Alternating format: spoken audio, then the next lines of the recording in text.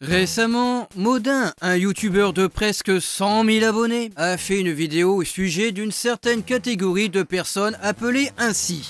Si vous n'avez pas vu la vidéo, vous pourrez la voir en description. Tout commence quand Modin tombe sur cette vidéo.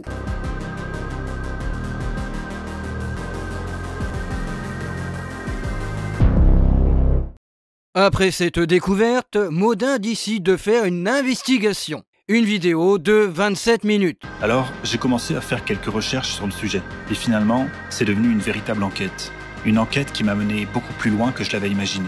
Après analyse, je suis d'accord pour dire que ces 4 points sont les principaux problèmes du phénomène. Pas de secret, les attaques depuis plusieurs années ont affaibli les hommes. Le deuxième problème de la démesure de ce mouvement qui, à la base, avait du sens.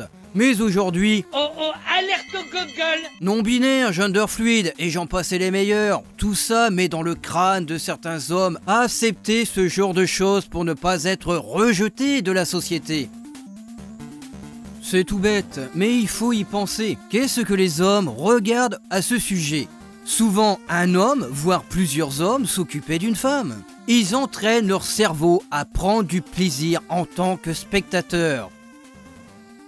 La libération. Depuis un peu plus de 10 ans, le grand Tinder a renversé le monde de la séduction. 80% des hommes n'ont pas fait le cap que la femme a évolué, dite moderne. C'est-à-dire libérée de la préservation et de la fidélité.